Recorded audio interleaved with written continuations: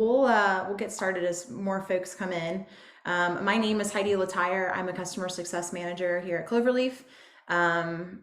Been doing webinars in general for a few years now, but just this past year we've decided we've kind of done them here and there, but now we're kind of doing this series of a webinar on each one of the assessments we provide on our platform. So we've done DISC and energy rhythm and instinctive drives. The last one we did was culture, pulse, and motivating values. I think we've got a few more to go. I still need to schedule a few. So I actually ran out of scheduled ones. I'm waiting to hear back from a few people and just get those on the docket, but we've got the rest of the year to get them in. And I think we only have like 3 left. So I will be sending out, or someone at Cloverleaf will be sending out more information on when the next assessment one will be scheduled.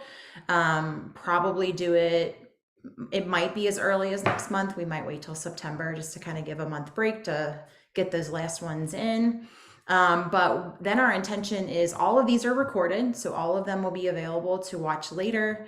And then I was actually talking to our content team, and we'd love to sort of make these into little smaller videos for you all to use them, with your employees and in your organizations, some of your coaches, send them to clients or potential clients.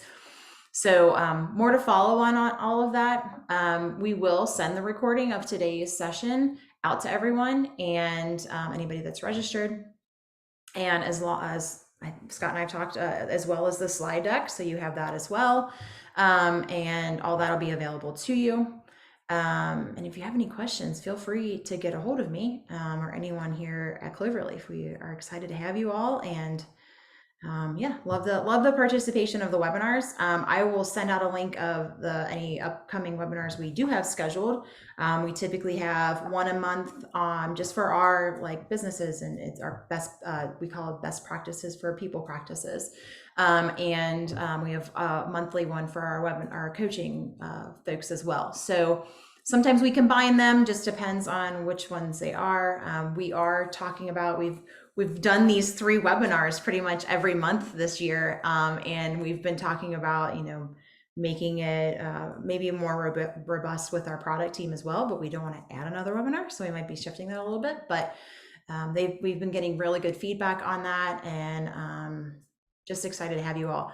Lastly, I will be sending out a survey to see what you all think of how this went and what other feedback you guys can give us. And I'd love for you to participate in that. That would be super helpful. So that's a little bit logistically wise. Feel free to, jump in the chat if you've got questions. I'll be monitoring that for Scott. And yeah, we'll let him take it from here. This is Scott Christie. He is with Strengthscope himself. Very excited to have them. And we've got a couple other Strengthscope folks on the line as well. And we love working with Strengthscope. They've become not only just partners, but just friends. We just love having them around.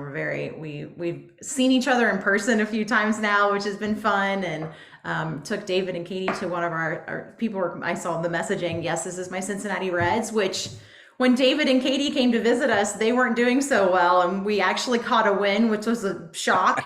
And now we're first place in our division, which is a huge deal. And have a crazy rookie named Ellie, and he's 21 and just doing fantastic. So we are excited to be Reds fans again. It's been a while, but I've always been a Reds fan. That's what's behind me here. So yeah, Katie, yeah, you did bring me good luck. So yeah, anyways, Strengthscope's been a great part of Cloverleaf, and we're excited to have Scott here to talk more about how to use it within Cloverleaf, more about what the assessment can bring to everyone. And let you take it over from here then, Scott.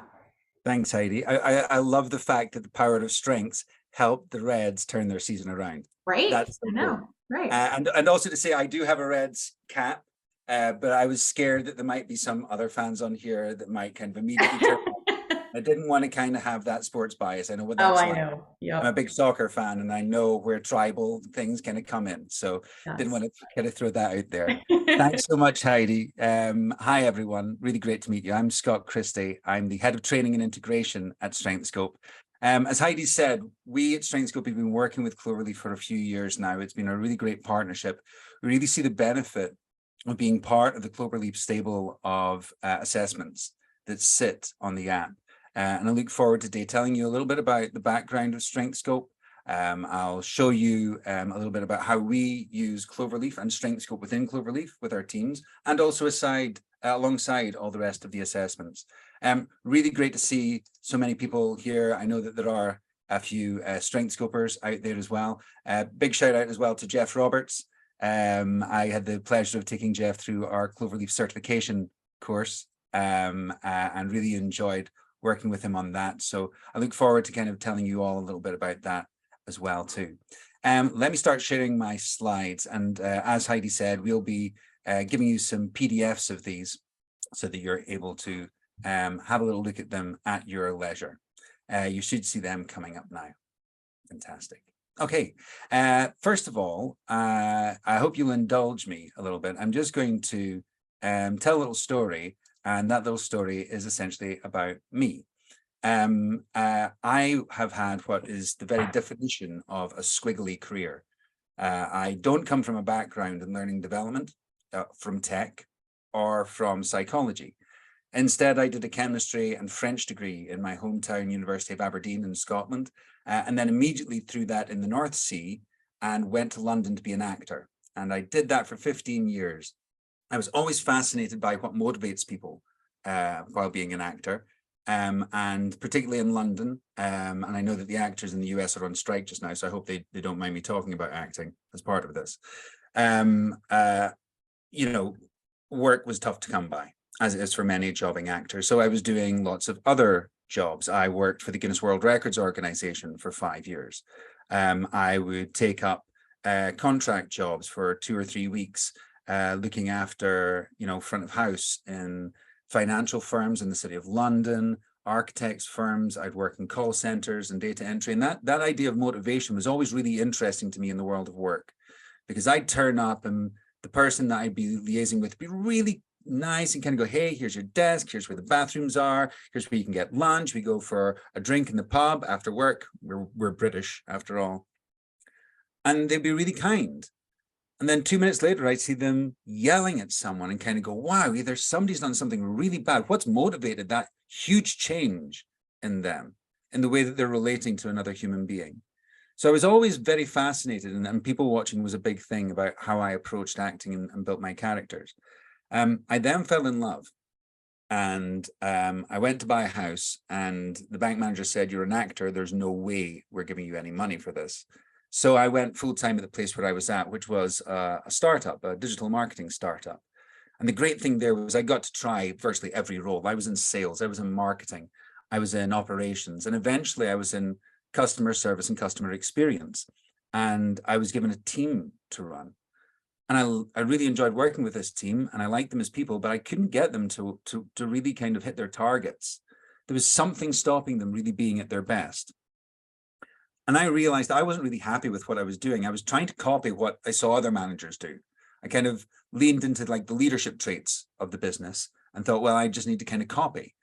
That's when I came across Strengthscope. I was on a management development program in-house. And on the first day of the very first cohort of this program, there was I with my Strengthscope report, surrounded by people that had strengths and results focus, in initiative, in detail orientation. And there was I with compassion and empathy and developing others. And I thought, you know what? They're going to tap me on the shoulder and say, actor boy, thank you very much. There's the door. Get out. But actually, what I was told instead was actually lean into these strengths, see what happens. Because I bet if you lead from a more authentic place that's truer to you, you might find that you'll feel more comfortable. You may find that you're able to be more efficient. Well, within around about 6 months, I'd been able to lean into that, connect with my team. And within 12 months, I'd turned that team around, and I had gained a promotion. So it's kind of like, okay, this strengths thing kind of works. Let's lean into this a little bit more. And I became accredited as a Strengthscope practitioner and started running those courses and being a coach internally on top of my job as head of customer experience. And I loved it. It was the highlight of my working month, was doing these sessions, helping people have light bulb moments. There came a time where there was a parting of the ways. And as I stepped into what was the unknown, I sat with our chief people officer and we looked at my strengths and I went, you know what, I think it's L&D for me, but I was kind of uncertain about where to go. I wasn't sure whether I would be able to take the drop in cash to start right at the very bottom again. I had a young family after all. I'd been self-employed as an actor and I know how dangerous that can be and how difficult that can feel. But then I was very lucky that an opportunity came to join Strengthscope. I joined originally as a 6-month maternity cover, and then here we are just over 4 years later. I'm heading up the training and integration department. Without the background you would think, but with a deep understanding of what energizes me, what my strengths are. And that's what we'll be talking a bit about today. So there's lots of different ways that you can find that strengths will work for you, whether it's in your career, or indeed whether it's helping others, which I know a lot of you on the course, on the webinar today are interested in. Let me talk a little bit about Strengthscope, the business, and a little bit about Strengthscope, the tool, first of all, to kind of put you in a little bit of a picture. So our mission at Strengthscope is to reveal the unique strengths of people across the world, enabling them to bring their most authentic and most inspired selves to work and to life every day. Now, the way that we do that is that we actually are a strengths development business. So we have a tool which is used, as some of you may have already experienced, that helps you understand the key things that energize you at work. The key thing is that this is very much based on positive psychology. It does have a lot of reliability and validity. You can see there that there's a little image there saying the British Psychological Society registered test. For anybody outside of the UK, this is essentially like a gold standard for the quality of the psychometric properties of our assessment. So what you can know when you're using Strengthscope is it really is kind of approved by the experts and backed in science. So what that means in applicable terms is you're not going to suddenly see wildly different results depending on, you know, what day it is, what mood you're in, whether, you know, there's rain outside your window. You may see some slight fluctuations, but you're not going to see significant changes. That's why we have this essentially seal of approval, as it were, for reliability and validity from the BPS. One of the key things that also backs that up is that during the research and the validation process of creating Strengthscope as a tool, we were able to see that it isn't influenced by things like gender or age or demographic background or indeed cultural background either. So really what that allows us to feel is that when we're talking about inclusive for all and allowing everyone to lean into their strengths, we truly mean it. It's not just for people in a particular role, people of a particular demographic. Everybody should be able to understand this. And we use it in lots of different ways, from early careers, helping people from college who are about to go into the workforce for the first time, be able to understand a language that will allow them to be seen and allow them to contribute really, really quickly, instead of sitting there feeling like a grad for a year, 18 months, maybe 2, and not being seen and not given the opportunity to really make a difference in what they're doing. We do that right the way through to C-suite leaders. I work an awful lot with senior leadership teams. We've been doing an awful lot of work both in the UK, where we've started, but also in the US, some of which through Cloverleaf as well, and I hope to talk a little bit about that, but also further around the world as well. We've been working with partners in Africa, in Asia, and fairly extensively across Europe as well. So we do feel that we are a truly global brand. What we have, and I know that a few of you will know other strengths-based assessments, is we have 24 strengths. And the key thing about this, it's about energy. It's about how we can bring positive outcomes for people at work. So that's really what we're looking to do. We're not necessarily talking about skills and competencies here. We're not talking about outcomes that are created. It's about what fuels you, what gets you out of bed in the morning, and understanding that if you lean into those more of the time, you're going to get better results than when you lean into those areas that perhaps drain you of energy a little bit more. The other key thing that we always talk about is the return on investment from when going from great to exceptional far exceeds going from below average to average. So being able to really lean into that positive side of things, lean into the things that really you enjoy, that you're naturally talented at, and that brings you natural energy and motivation in your role, is really the key thing here. We then partnered with Cloverleaf a couple of years ago, and we're able to then do that in a way that fits in with all the other assessments. And we're not here to say, you know, switch off your other assessments. It's about being able to understand the layers of the onion and where Strengthscope can fit with some of those. And again, I'll talk to you a little bit about that. What I'm going to do next is, if you have got Strengthscope on your Cloverleaf dashboard, I do suggest have a little look at it right now. You can also find some more details on the Cloverleaf website if you want to learn more, but I'm going to walk you through some of the key aspects of what's actually in the Strengths wheel, which kind of is the fulcrum of what we're talking about here. So what strengths tell us? First of all, that we all have significant strengths. So there are some areas that we're much more energized in than others. And you'll see on your Cloverleaf dashboard that you have a significant 7 strengths that come up. When you do complete this through Cloverleaf, it is API'd. So we're able to take that data and create that wheel for you. There's 175 questions. That's that reliability and validity right there that will create this personal wheel for you. The key things that you'll look for as part of that is, where are your significant 7 strengths, the ones that you rate highest for in terms of being energized by. Here you can see those out of the purple bars. You then also have potential energy drainers. This may be where there's smaller bars. Now, don't freak out with those, because you'll kind of think, oh my God, well, in this example, say, you know, I'm a leader, I'm a commercial leader. And in this example on the screen, there's a really low bar in results focus and a really low bar in decisiveness. But yet I can make decisions and I can get results. That's great.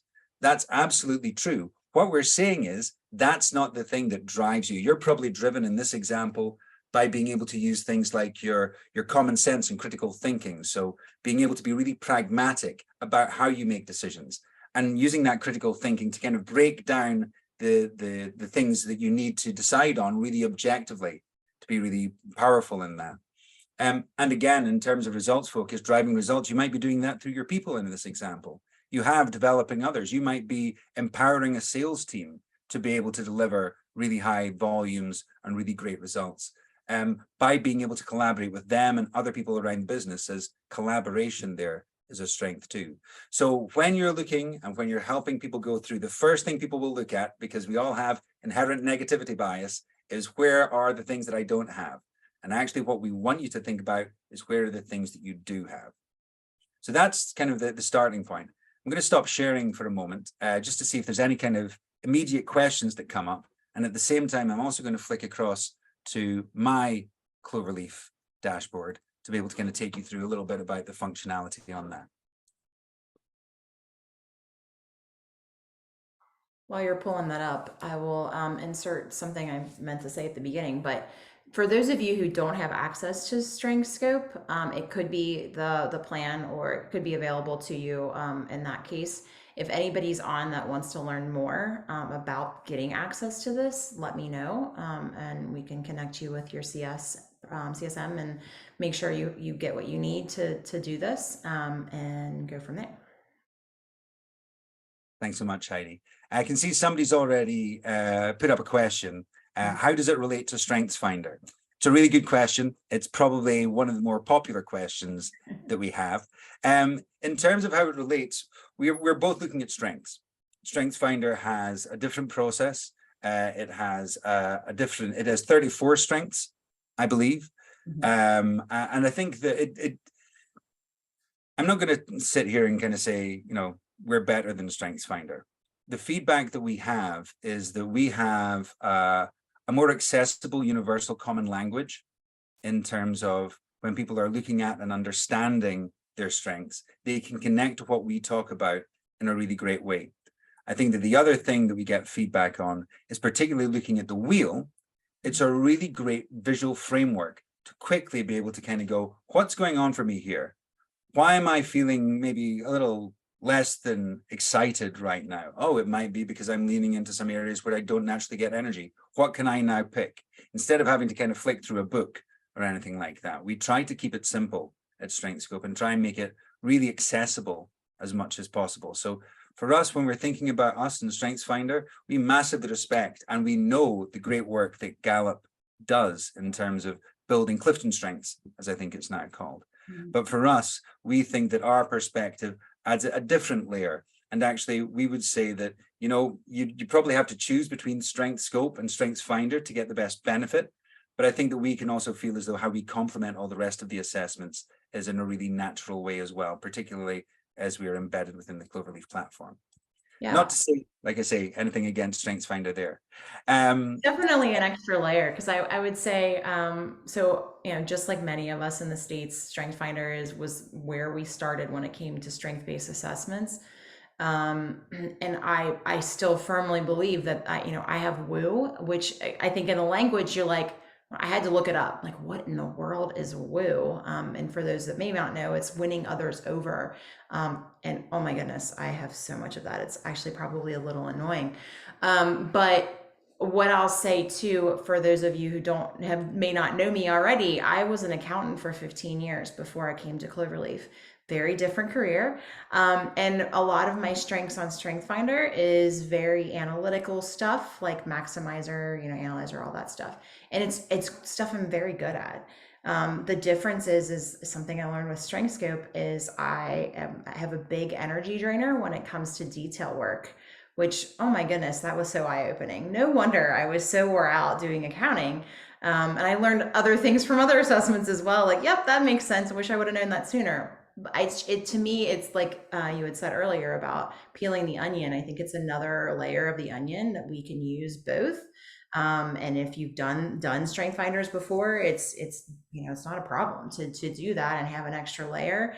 And I do like, seeing the wheel, having a little bit more understanding of, we all have a little bit of these strengths, but understanding what drains us, what we tend to use more.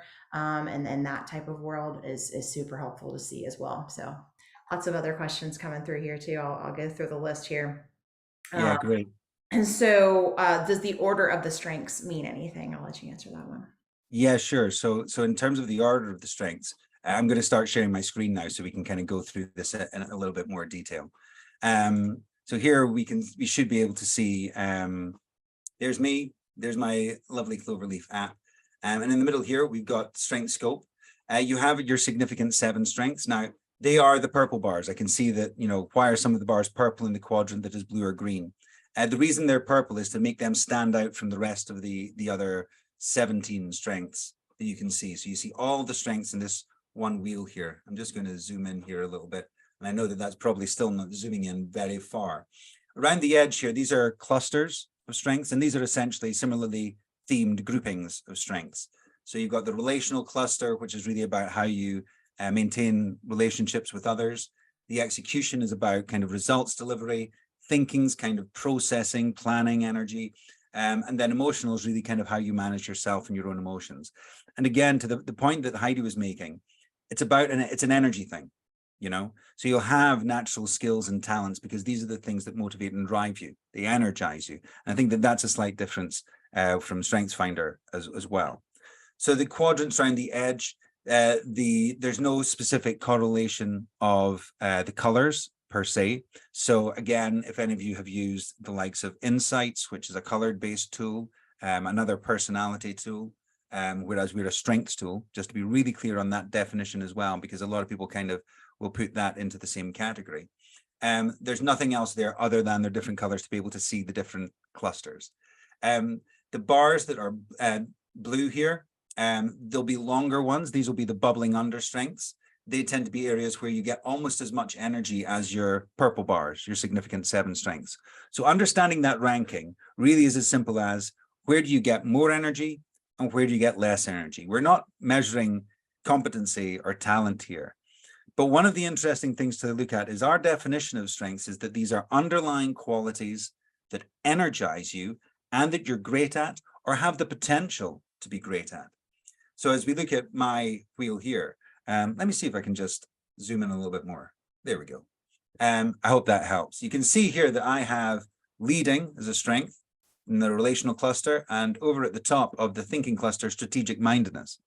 So this is a real great example of the potential to be great at, because for a lot of people, they don't get the chance to experience some of these qualities until they get a little bit further on in work. Some people are natural at this. So our definition of leading as a strength is about being able to be energized by influencing and corralling people together and getting them to move towards a common goal. So that's something that I'm really great at doing. I love being able to kind of be a cheerleader. I love being able to kind of pull everybody together. You know, I think that in time, if I'd been a little bit short, I'd been a really great cox on a rowing boat, you know, really getting everybody to pull in the same direction. That's the kind of thing I love. And strategic mindedness, which is all about big picture thinking, future thinking. That wasn't something, and leading wasn't something that I had much experience of until I then had the promotion that I talked about. And when I leaned into that and I was working across the business far more, I loved it. It had always been bubbling unders. They'd been longer of the blue bars, but I really realized that potential there as well. So being able to understand that you're going to get more energy in some places and less energy in others. For me, for example, my lowest bars tend to be pretty much the same. Not necessarily in terms of this scale here. You can see there's a 1 to 10 scale here. This is not a scoring system, by the way. Neither would you consider the percentages in the middle a scoring system. It's just to help you understand where you get more and less energy. So you may have a low bar. This decisiveness, for example, is at 4. You might have one at 1. Your lowest bar might be a 6. The number doesn't matter. It's just down to the ranking to be able to go, here I get more energy, here I get less energy.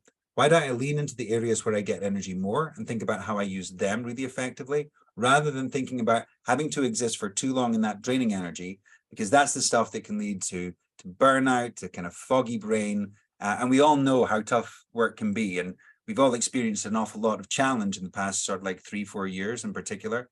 And we've had to adapt to different ways of working at home. I can hear, and I don't think you can hear, my kids are at home now and they're running around outside, for example. So being able to kind of think about, okay, so what strengths am I going to lean into? How am I going to get that? And to really lean into those areas that do bring you energy is the way forward. Very much so in my experience, and also in our experience of our clients. The wheel is accessible within the website, so you can see it there. You can zoom in, zoom out. I'm going to zoom down again a little bit. Just so that we can kind of go in there. What you can also do is you can download a full report from here as well. If you haven't taken Strengthscope, you will see the opportunity. There's a couple of buttons there that will take you through to complete the assessment. And there's also a button that will take you to the Strengths portal site where there are further resources. That's Strengthscope's own site. There's video courses and things like that there that can help you really quickly understand what the strengths mean. They can understand how you pull out your bubbling unders, your potential energy drainers, which are those lowest bars, and what you need to think about when you're approaching a meeting or when you're approaching a project, how to be able to select those most effectively. Let me just double check. I have it as Strengths Via, but with a different presentation. Aha, yes, Via is another one. And I have Via right here. And it's really interesting. And again, this is where, you know, we talk about layers of the onion. Via is values in action. So you'll find that there may be some synchronicity depending on what's come through for you. So here, for example, this is my Via. I'm transcendent, it says here. But it's really no surprise. The top 5 Via strengths for me: spirituality, gratitude, love, love of learning, forgiveness. Full disclosure, I'm a Buddhist. So, you know, I'm kind of like, I feel seen here. This is great. But then also what comes through from that, when I look at my significant 7 strengths, is collaboration. It's working with other humans. It's developing others. It's helping other humans to be able to find those light bulb moments and make their lives better for themselves. As well as that self-improvement, that leading, about being able to help people kind of be their best selves. So there's an awful lot in there that I can kind of really clearly connect to the values that I hold. Harmony, for example, is one of the words that I use as one of my personal values. And although that's not clear in Via, I can see how that works. And I can see what strengths I use to be able to do that. So in order to achieve harmony, I will often try and think into the creativity, for example. And as you click on the significant 7, what you'll see is there's a description of what that means. So this is about generating new ideas and original solutions to move things forward. So it's not necessarily being beautifully creative and artistically. My 10-year-old daughter is a far better artist than I am in that regard.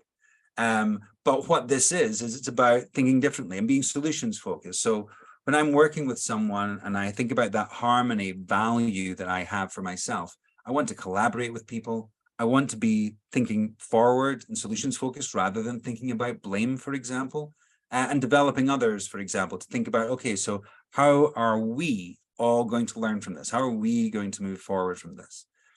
Just to show you as well that of your significant 7, so again, these are the purple bars, the highest rated strengths on your wheel. You also have a few bullet points about what it looks like when it's at its best. So if you're looking at a strength and you're kind of going, not sure, we would always say, read that description, get into that definition. Make sure that you kind of think, okay, so where have I used that really well in the past? Where might I be using that unconsciously really well right now? And then think about these examples of you at your best and then kind of say, well, have I been there before? Did I enjoy that? Was that something that really kind of did make my heart sing? So really recognizing, okay, so where have I used these really well in the past? And it may be that you're a bit surprised by a couple of them. This is great. For me, this is an opportunity because these are things that clearly that energize you. Where can you bring that into your work? Where can you find a project to work on, a role to take on? Not necessarily outside of your current job or career, but be able to flex into areas that might be able to play to your strengths a little bit more. I think that you'll find that you'll be more engaged. I think you'll be really successful as well. But by doing that in an intentional way, not by going, okay, I'm just going to, now that I know that, I'm going to kind of switch this off. I don't need to see this anymore. Let's just put that down. No, keep it up because you're going to need to come back to this. You're going to think, okay, so today I now have a different meeting. I had a meeting with my CEO yesterday. Tomorrow I'm working by coaching someone. So 2 different people, 2 different contexts. What strengths am I going to call on to be at my best to support the conversations and the outcomes that we're looking to do? That's the way to be thinking about it. You have these in combination, like a mixing desk in a music studio. So sometimes, like me, I like the bass up high. I like to dance. So I might push the bass up, but then I might realize, okay, nobody else is dancing. They want to just listen to the music. So I might push up the treble and pull down the bass. So it's about using those strengths at different levels to get the output that you need.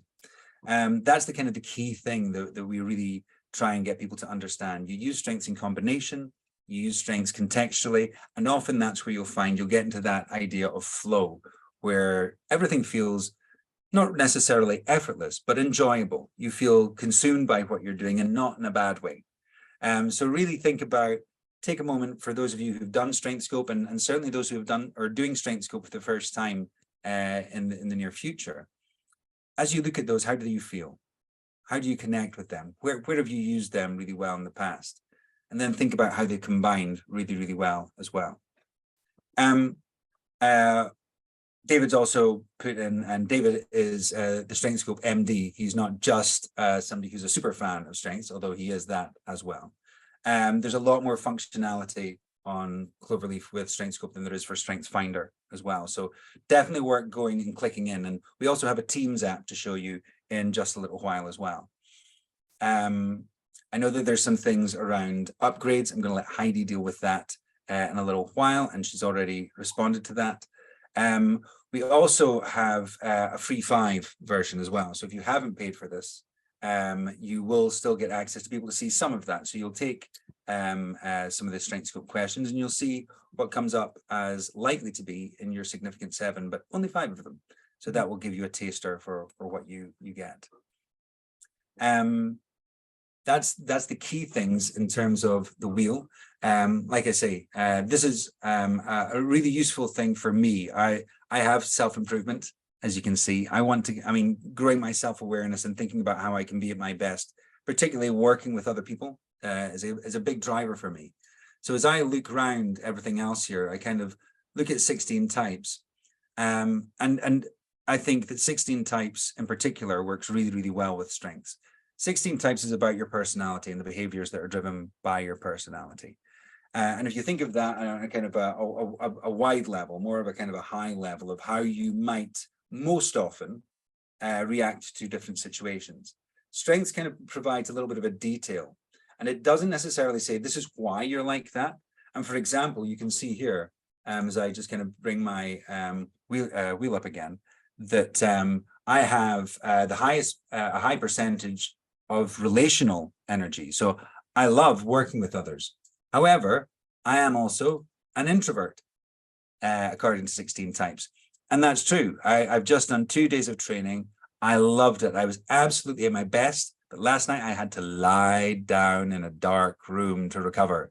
And that was nothing against anybody that I had a fantastic time training with. But just for me, I need to switch off, listen to music, get back into my own space. And that's the introversion coming out as well. So being able to see these different layers and how you can use them and what drives you in different ways can be really, really fascinating. I think that also DISC is really useful. I think it's, for me, I use this much more with my team and with the wider organization to kind of think about who can I call on for support. And I've already talked about VIA in particular. I'm going to stop here just in case there's any other questions or anything coming through that anybody wants to pop down into the chat before we then move on to the team side of things.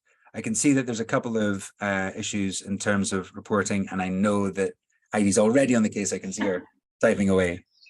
Yes, so anybody that's getting that, if you could take a screenshot or a recording of what you're experiencing and send that to support@cloverleaf.me, I'm going to let them know that that's headed your way. I just want to see if it's a small issue or how we're getting there. So I'd love to get some more background on that, and I'll let them know that we're experiencing that problem. I appreciate that. Thank you. And yes, I will. And I'll take this time as we're talking about teams and getting the team page and all that. So as far as like, for those of you who are seeing maybe just the free 5, so that's something that Strengthscope developed just for Cloverleaf. So in the past, you were not able to take Strengthscope without, paying for it. So what they did for us and in our partnership was allow everyone to get a taste of Strengthscope on our platform for free. It's included in some of the, depending on the subscription they have, I should say. It is included in some of our packages with some of our clients. Others have the more upgraded version as well. And so basically the free 5 will allow you to take the assessment. You'll get your strengths. You'll get a little description of each one, comparable to what we offer for Strengths Finders as well. Strength Finders, you still have to go to the Gallup website and pay to get the 5. So it's a different, it's a nice free version of that. The significant 7 then is an upgrade. So depending again on your package, you'll want to talk to your customer success manager on what package you're in and how to get that upgrade. So that's how you'll be able to experience the full significant 7, your wheel, as well as the team dashboard. So all of that gets released with that. As well as what I love is their strengths portal. That's where you'll see your report. That's where you'll see what they have, this really cool, like a couple of training programs of how to use your strengths in goal setting and things like that. All their podcasts are out there and webinars they've done and just loads of materials that they have.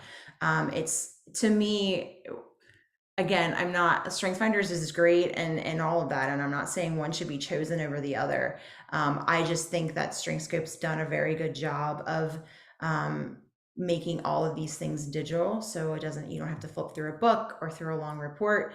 Everything's in this portal, and it's all a really nice digital way of seeing everything. So if you are interested in seeing what it would take to get access to the full experience of Strengthscope, either if you don't know who to get with me, but if you know your CSM, then contact them and they will be able to help you with that. So I wanted to clarify some of those things. Thank you, Heidi. I'm going to move on to our team dashboard now. What you'll see here is just high level in terms of our Strengthscope team. I have my training and integration team. There's only 4 of us, which is totally cool. But actually, I think you see much more when you're able to see larger organizations and bigger teams as well. I will flip between them as well, so you'll get to see a couple of little differences that come up. So first of all here, instead of significant 7 strengths, we have what we call clear strengths, because the team wheel is created from the significant 7 strengths of everybody that has contributed and is on the dashboard. So here, for example, we can see actually from a 1 to 10 scale, this has gone up as I zoom in. to 2 to 14. That's an interesting standard deviation score if ever I saw one. Actually, what this is the number of people who have this as a significant 7 strength. So this is where you're able to see where is the team collectively most naturally drawn to energy-wise. So here, for example, we can see that relational cluster is by far the biggest for the Strengthscope team. And this is great because what this does at a level is, some people come at this kind of thinking, you know what, this is my data. I'm not sure how comfortable I am sharing all of my strengths with everyone. This just shows the significant 7 strengths of each person, which I think is a really great thing because it enhances that kind of idea of positivity and what's in your locker, what can you bring, what are the things that are going to really energize you. And it's great to be able to find out that there's other people that get energized by the same thing. And one of the key things here is a lot of people kind of go, okay, great, somebody else has got that, I don't need to worry about that. Our suggestion is no, lean into that. Think about how quickly and how powerfully you can develop by leaning into somebody else that has the same strength as you, that is energized by the same things. They probably have a lot of different contexts and different ways of working that might really support you in your development of that strength. So, for example, I know that some of our fantastic sales team at Strengthscope also have compassion as a strength. I have compassion as a bubbling under strength. So it's not quite a big strength, but it's one of the lower bars. So if I need some compassion, I know I can turn to them and go, you know what, help me understand how I can use my compassion in different ways, particularly in a sales role when I'm kind of talking to clients. I'd love to give them a hug. I'm a hugger, but I don't think that's always appropriate. So how do we think about the different ways we can use our strengths depending on the different people we're meeting, different situations we find ourselves in? What you'll also see here is that we've got someone for every strength. So you may do this and you'll see team wheels that will also have gray bars. That's where less than 10% of people have that as a strength, or no bar at all, where no one has it as a significant 7 strength. And similar to the kind of the natural reaction that comes when looking at an individual report and they go, oh my God, I've got to find out the small bars, the things that are going to trip me up. Actually, I wouldn't worry about it too much because, again, this is just the significant 7s. So you can maybe find out what other people's bubbling under strengths are. And then if you then talk to the team about, well, where are we naturally drained as well? What could that look like? Where is there anything that we need to know about that? So you can continue to deepen the layers of the team onion in this way to really understand each other a little bit better. But also when people are coming to your team, what's that impact going to be? How does this kind of affect your brand as a team? So for us, clearly we care about the humans, really kind of unsurprising there. But what we also have is a big focus on quality. So we have our detail orientation strength there. That is about really focusing in on the detail, regardless of the pressures, to ensure high quality output. So that's an example of, how we can leverage our human aspect with that quality check in there to make sure that, for example, that links really nicely to our British Psychological Society registered test status. It shows that we care about it, and that's where we often distinguish ourselves with that background of science to some other assessments out there that maybe don't have the rigor scientifically that we do. For us, what we'd be looking at here is going, how do we use these fantastic clear strengths to be able to achieve our purpose as a team? I shared our mission earlier. So how do we lean into that as a team? And obviously, as you know from many other of the team tools on Cloverleaf, what you can always do is work out what happens when people leave and people join by just being able to kind of change some teammates. So if, for example, I was to say, oh, you know what, sadly for this project, I'm not going to be around. Where have I gone? Here, I'm not going to be around. And I know that Katie, our head of sales, who's on the call, hey, Katie, she's not going to be around. David's not available. Okay, so what happens there? Does that change anything? The answer is yes, it does. Does it change it a lot? Probably not too much, because we've got 20 people or so on this dashboard. And then what's happening here behind the scenes is it is now recalibrating. Are there clear strengths? Are there any potential energy drainers that might be going on where we have got less than 10%? Here we go. So our clear strengths have changed slightly, not very much, but just very slightly. And what we're also seeing is that there is now a potential energy drainer. So if you click on this, exactly the same as the personal dashboard, you see more information. First of all, you see who has this as a strength. So poor Megan, poor Tony, they're the ones with courage. When Katie and David and I are outside of the building, and really important that they understand, this is what it looks like for them when it's good. But then when it's low, there's also what that risk behavior might look like, and also recommendations for what the team do to be able to deal with that. Unsurprisingly, you have really similar things when you look at leading. You've got all the people here that have got leading as a strength, how you develop that as a team, but also what it looks like in overdrive. Because we're positive psychology, but we're not kind of toxic positivity. It's not all wine and roses all the time. We have to recognize that for teams and for individuals, there's a danger that a strength gets used in an inappropriate or unthoughtful way, and that can lead to an unintended and negative outcome.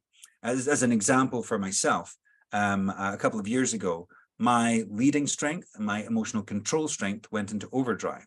I wasn't conscious of how I was using that, and I was using it too much by way of holding on to too much work as my team went through some significant people change. I didn't want to expose the new people to too much too soon. I wanted to give them space to breathe and blend into the culture, but I ended up taking on too much, and with that emotional control strength and overdrive, I didn't ask for help, and I ended up burning out. So being aware of the impact of overdrive is really, really key. So you've got a little bit here that tells you a little bit more, about what it's going to look like if potentially from a team perspective, it can go into overdrive. And there's some classic things like groupthink. There's some classic things that where you've got 40% or more of a team getting excited by something, everybody else might not feel so comfortable to be able to challenge. So thinking about how you overcome some of those potential overdrives by putting things in like really good habits around psychological safety and contracting, but also being able to kind of pull out some individuals within there to be able to understand, well, what is it that you're going to bring? And we do a great exercise called Call on Me. So we look at the team wheel, we talk about, okay, we've got our purpose here, we've got some objectives that we're trying to do in order to be able to achieve that. Who's going to bring what individual strength? So we know that we've got some stuff covered. And it may be that it might be Tony or Megan that say, you know what, we're low on courage. I'm going to bring the courage to make sure we're challenging, to make sure that our thinking and our strategy is rigorous. They're given an example of how they're going to use it, not just to kind of tick a box or complete the wheel. That, in fact, is not what we're seeing at all. Some of the best teams are spiky. For many of you who know the work of Tuckman, storming is probably the most important part of team development to go through in order to get to norming and performing. So recognizing that there are sometimes going to be some areas where people are going to have energy, where people are drained. But what this does is it gives people an opportunity to understand what's going on there and to be able to then talk about that from an energy level rather than from a personal level, rather than you going on about detail turns me off, rather than saying, you know what, I'm low in detail orientation. So when you're going into detail, you're not going to get me at my best because I'm going to feel drained. So how can we then think about moving that forward or compromising somehow? Having that awareness for most people is often the thing that is key. So it's about building that awareness through teams, being able to share ideas of what that is. And in the slides that we're going to send across, I will send across an annotated team wheel so you can see all the differences there compared to the individual one. I'll also share just the table, our Call on Me table. So if you are working with a team, it's real simple. Just get them to fill that in and then get them to discuss, are we covering all the bases here? Not in terms of strengths, but in terms of what we're aiming to do. Because what we don't want this to be is a nice chat or a great conversation, and then it doesn't get used again. That kind of goes against what Strengthscope does, and certainly the usefulness of Cloverleaf as well. So it's something always to kind of come back to. And as people join and leave, you'll see that wheel change because significant sevens will come in. Because everybody's different. The chances of you getting the same report in any form as anybody else is 1 in 1.3 billion. Even just to get the same significant 7 strengths in any order is 1 in 346,000. So people will be bringing that statistically. They're also going to be bringing their own experiences, contexts, their own skills alongside that as well. So being able to see that uniqueness and frame that in a way to think about how do we get the sum of all the talents? How do we make use of all of this amazing collective energy and motivation to achieve our goals is kind of the key thing. And that's where I think that the team aspect, particularly on Cloverleaf, really comes into its own. So that's a little bit about there. And again, one of the great things is I use it with my team. So we talk about our strengths all the time, but then obviously we then lean into some of our other areas. So I'm able to, for example, to jump into our training and integration team. And there we can see, there's our four people, 3 introverts, 1 extrovert. Always have to be aware of that, you know, recognizing where people's natural preferences, particularly as a leader. This is something that I often come to when I'm thinking about, okay, so when I'm trying to assign work or find the right person to be able to work with specific clients in our training team, who's going to be best fit for that? Here, for example, we can see that 3 of us are very, very in that kind of lower half of DISC, with Claire there to be able to be the influence. So do I give her the opportunities to be able to do that? And what strengths then does she bring? So I'm then able to kind of go, okay, so as I look at this team wheel, what would I see that Claire perhaps brings? Oh, there's her flexibility. That's really great. Maybe that's something that she can lean on to be able to help here as well. So being able to then map that and understand, okay, so where are we coming from again? Being able to link this to VIA and really deepening connections with each other is really, really powerful. For me, I tend to use the likes of DISC and VIA alongside Strengthscope, as well as 16 types. Strengthscope is the one that we choose because we know it so well in particular to move to action. The rest is great awareness, and it kind of gives us a bedrock of understanding, you know, what people's natural preferences are going to be. From there, what we can then do is get a better understanding of how they're going to use their strengths most effectively in their role with their colleagues and with clients. So that's really kind of where we come from. I'm just going to quickly bring this up here so that you can also see, because you haven't seen that yet, that when you don't have a significant 7 strength, there's just a gap. It's a little bit like kids losing teeth. It's not a big thing. It's not anything to worry about. And actually, you don't have to then go to a dentist and get them to fill that gap. How that will naturally be filled is by leaning on the combination of strengths that already exist within the team.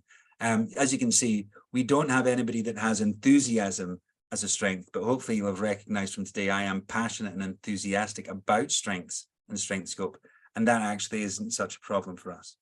So that's a really quick and brief overview of Strengthscope, the tool, a little bit about how it comes up in Cloverleaf as well. I know we've only got around about 5 minutes or so left, so I'm just kind of popping back to see what's come through the chat. Yeah, there's some questions in general about just some stuff we're experiencing and things. So apologize for that. I think we're learning some stuff. I'll tell you that. We've been updating some of the admin functionality, and there might be some quirks going on with that. But yeah, so I am, all of you that are messaging back and forth on that, I'm looking into it as well. So. Thank you, Heidi. I just want to thank Jeff. He's shared in the chat as well that just this week he had a client talk about how much they liked what they found in the portal. And I think this is the other thing. We don't want to just kind of go, okay, all right, it's just a report. It's just some data that comes out. It's about then thinking about how do you develop this? How do you get deeper understanding and learning about yourself? And how can you apply that in different situations? And some of the stuff in the portal, as well as having some explainer video courses. So if you're kind of about to go in and you're kind of like, oh, my head is full of DISC, or I've just come out of a Strengths Finder thing and now I need to use Strengthscope. There's a 10-minute video that just kind of helps you kind of go, right, okay, the significant 7, the bubbling unders, the energy drainers, these are the key things that overdrive, the key things that I need to remember. That's all in there in just 10 minutes. So we like to make it bite-sized. We might like to make it applicable.